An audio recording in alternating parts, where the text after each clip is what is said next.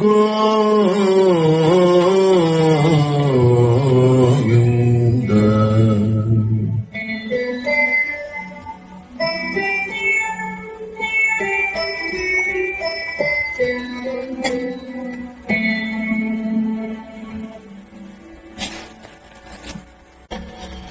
ఓం శ్రీ గణేశాయ నమః. ఓం శ్రీ సరస్వత్యై నమః. ఓం శ్రీ సద్గురుభ్యో నమః.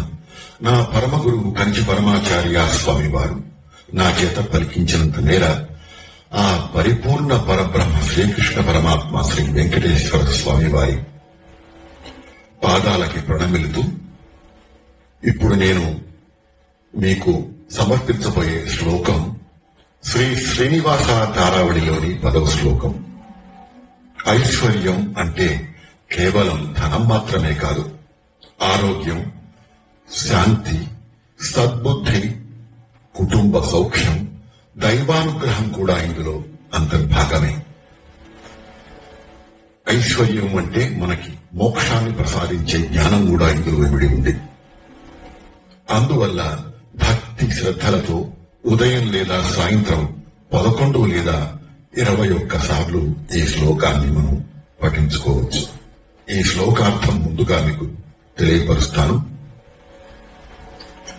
వక్షస్థలంపై శ్రీవత్స చిహ్నాన్ని ధరించిన వాడా, లక్ష్మీపతి, లక్ష్మీదేవిపై అపారమైన అనుగ్రహం కలవాడా, ఆమె చేయపట్టుకున్నవాడా, సమస్త ఐశ్వర్యాలతో నిండినవాడా, సకల సంపదలకు నిధి అయినవాడా, స్తుతింప తగినవాడా, ఓ శ్రీనివాస, నిన్ను నేను నిరంతరము భజిస్తున్నానయ్యా. గోవింద గోవింద గోవింద గోవింద గోవింద గోవింద.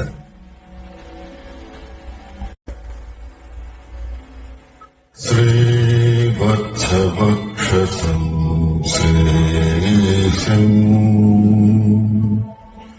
శ్రీలోలం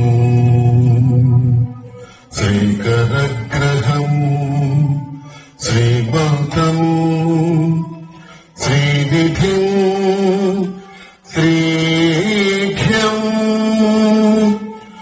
శ్రీనివాసం భజే నిశం. శ్రీవత్సవక్షసం శ్రీశం శ్రీలోలం శ్రీకరగ్రహం శ్రీమంతం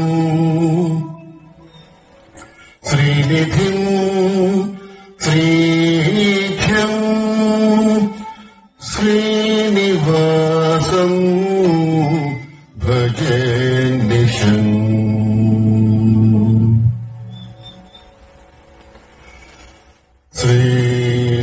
శ్రీవత్సవక్షసం శ్రీశం శ్రీలోలం శ్రీకరగ్రహం శ్రీమంతం శ్రీనిధిం శ్రీఘ్యం శ్రీనివాసం భజే నిశం.